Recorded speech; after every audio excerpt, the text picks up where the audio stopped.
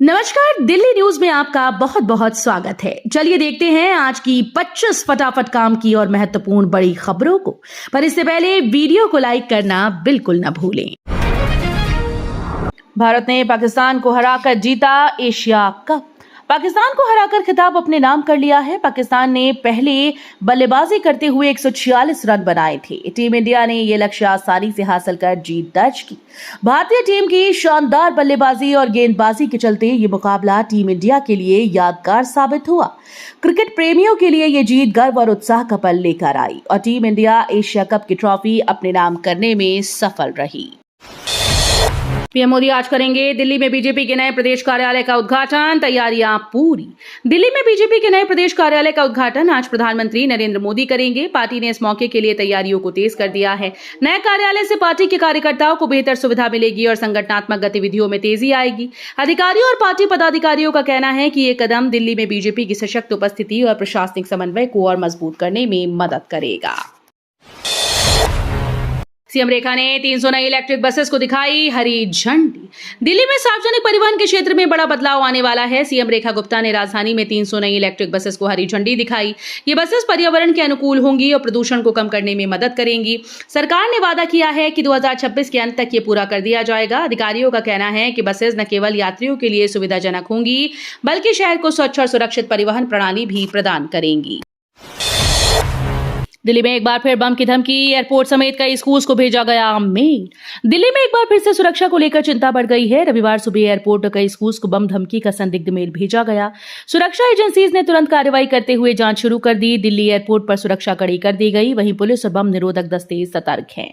अधिकारियों का कहना है कि फिलहाल किसी भी तरह का नुकसान नहीं हुआ और सभी स्थानों पर सुरक्षा इंतजाम बढ़ा दिए गए। राजीव वर्मा दिल्ली के नए चीफ सेक्रेटरी नियुक्त। आईएएस धर्मेंद्र की जगह संभालेंगे जिम्मेदारी। दिल्ली सरकार ने राजीव वर्मा को नए चीफ सेक्रेटरी के रूप में नियुक्त किया है। वो आईएएस धर्मेंद्र की जगह जिम्मेदारी संभालेंगे। अधिकारियों का कहना है कि राजीव वर्मा प्रशासनिक अनुभव और दक्षता के लिए जाने जाते हैं। नई नियुक्ति के साथ दिल्ली प्रशासन के कार्यों में और सुधार की उम्मीद है। राजीव वर्मा की प्राथमिक योजनाओं के प्रभावी क्रियान्वयन और नागरिकों की सुविधा सुनिश्चित की जाएगी। इस बदलाव से प्रशासनिक कार्यों में तेजी और पारदर्शिता आने की संभावना है। दिल्ली सरकार रेहड़ी पटरी वालों की समस्याओं के समाधान के लिए बना रही है मजबूत योजना। दिल्ली में रेहड़ी पटरी वालों की समस्याओं का अस्थायी समाधान निकल सकता है। सरकार उनकी आजीविका को सुरक्षित करने और व्यवस्थित तरीके से जगह उपलब्ध कराने के लिए नई योजना तैयार कर रही है। इसमें सर्वेक्षण के आधार पर पहचान, वैध लाइसेंस और निर्दिष्ट जोन तय किए जाएंगे। विशेषज्ञों का मानना है कि इससे सड़कों पर अव्यवस्था कम होगी, छोटे व्यापारियों को स्थायित्व मिलेगा। अब देखना यह है कि योजना कितनी जल्दी जमीन पर उतर पाती है। NIFTEM वैज्ञानिकों ने बनाया अनोखा डिस्टिक। ऊँटनी के दूध से डायबिटीज रोगियों को मिलेगा फायदा। डायबिटीज रोगियों के लिए राहत की बड़ी खबर आई है। NIFTEM के वैज्ञानिकों ने ऊँटनी के दूध से खास औषधीय डिस्किट तैयार किया है। शोधकर्ताओं का दावा है कि ये डिस्किट रक्त शर्करा के स्तर को नियंत्रित करने में कारगर होगी और लंबे समय से शरीर को ऊर्जा भी देगी। प्राकृतिक गुणों से भरपूर ये डिस्किट मधुमेह रोगियों के लिए सुरक्षित और प्रभावी है। विशेषज्ञ मानते हैं कि खोज भविष्य में डायबिटीज प्रबंधन का नया विकल्प साबित हो सकती है। दिल्ली निगम में बैठक में हंगामा। दिल्ली नगर निगम की बैठक में हुआ है जबरदस्त हंगामा। आपके एक पार्षद ने सदन में मच्छरदानी ओढ़कर पहुंचकर सभी को चौंका दिया। उनका ये अनोखा विरोध नगर निगम में सफाई और मच्छरों की समस्या को लेकर था। पार्षद का कहना था कि आम जनता इस समस्या से परेशान है और नगर निगम को तुरंत कार्रवाई करनी चाहिए। विपक्षी सदस्य भी इस नाटक से हैरान रह गए। बैठक तनावपूर्ण माहौल में आगे बढ़ी और मच्छरों के खिलाफ सख्त कदम उठाने की मांग जोर पकड़ी। त्योहारों में स्वदेशी उत्पाद अपनाने की अपील। पीएम मोदी ने मन की बात में दिया संदेश।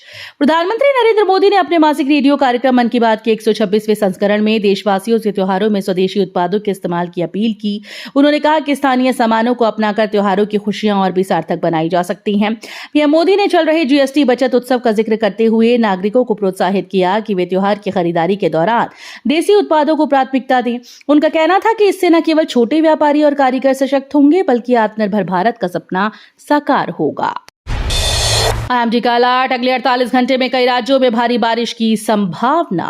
त्योहारों के बीच जहां कई राज्यों से मानसून विदा होने लगा है, वहीं भारतीय मौसम विभाग ने अगले 48 घंटों के लिए बारिश का अलर्ट जारी किया।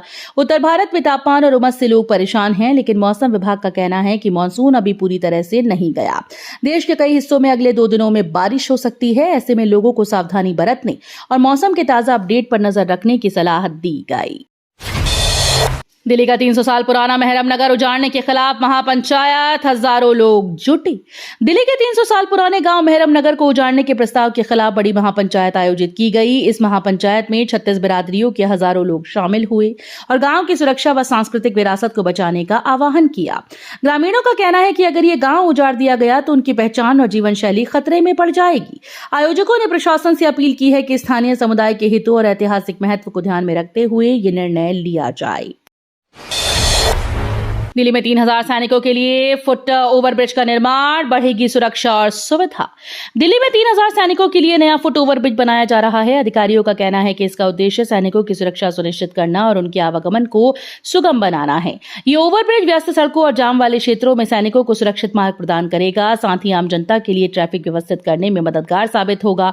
निर्माण के पूरा होने के बाद ये संरचना शहर की सुरक्षा और परिवहन सुविधाओं में महत्वपूर्ण योगदान देगी। सीएम रेखा गुप्ता ने 6 लेन नंदनगरी फ्लाईओवर का उद्घाटन कर सफर बनाया आसान। दिल्ली और गाजियाबाद के बीच सफर अब और आसान हो गया है। सीएम रेखा गुप्ता ने 6 लेन वाले नंदनगरी फ्लाईओवर का उद्घाटन किया। इस फ्लाईओवर के खुलने से ट्रैफिक जाम में काफी कमी आएगी और यात्रियों का समय बचेगा।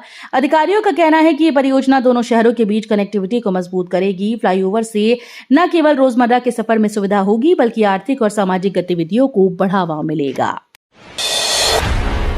दिल्ली पुलिस ने भारत मंडपम लूटकांड के 3 आरोपियों को किया गिरफ्तार।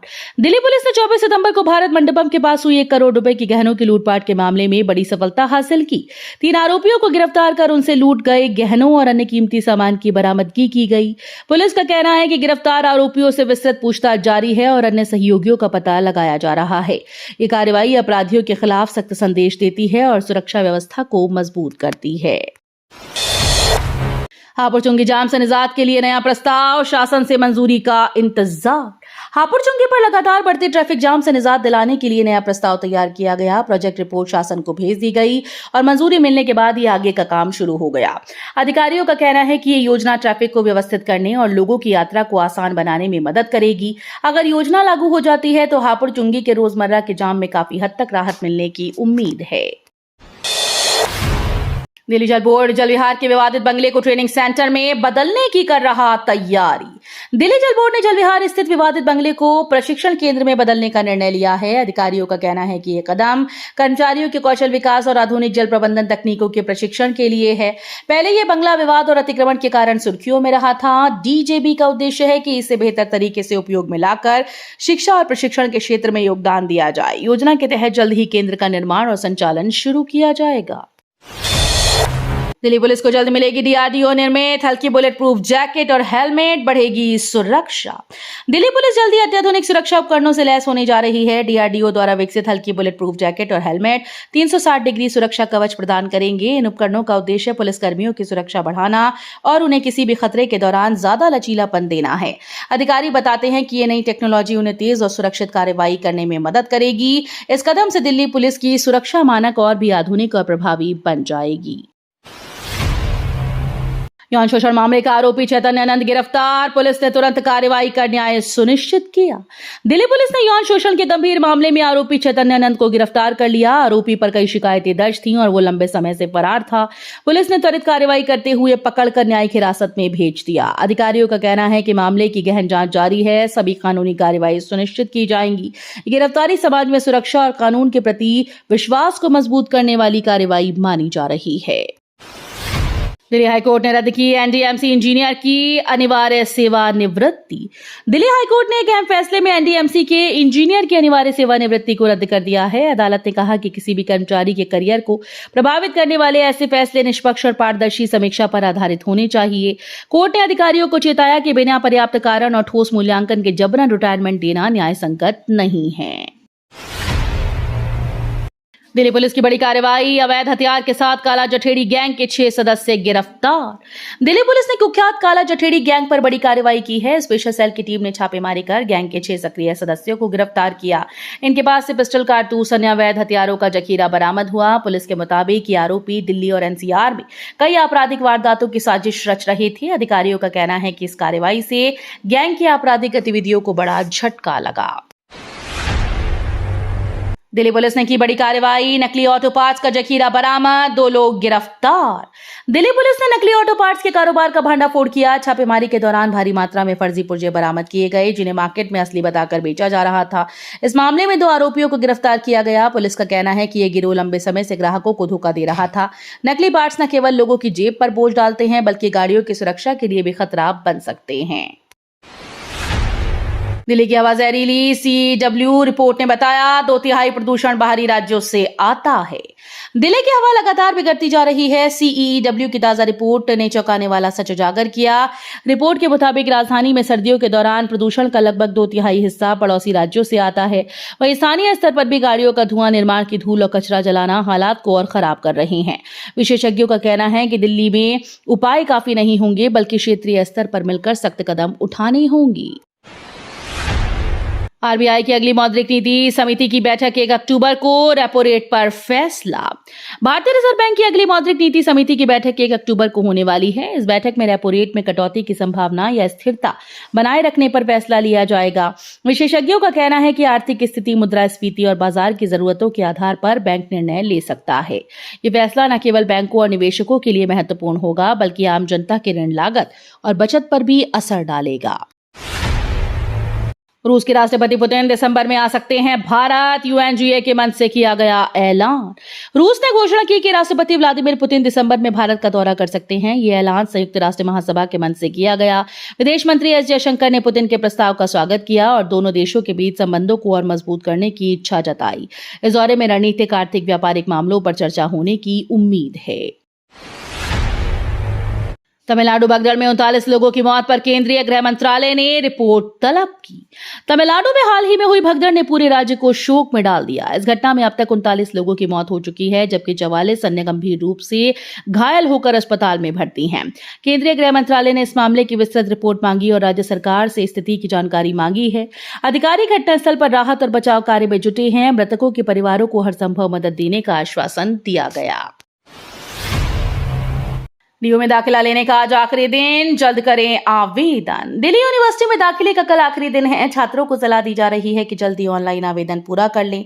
कई कोर्स में अब भी कुछ सीटें खाली हैं। डीयू प्रशासन ने साफ किया कि आखिरी दिन के बाद किसी भी शिकायत या अतिरिक्त आवेदन को स्वीकार नहीं किया जाएगा। इसलिए देर न करें और अपनी सीट पक्की करें, ताकि आने वाले सेमेस्टर की पढ़ाई में कोई परेशानी न आए। तो ये थी आज की बड़ी खबरें। रोजाना ऐसे ही सबसे पहले अपडेट पाने के लिए चैनल को सब्सक्राइब करना बिल्कुल न भूलें। धन्यवाद।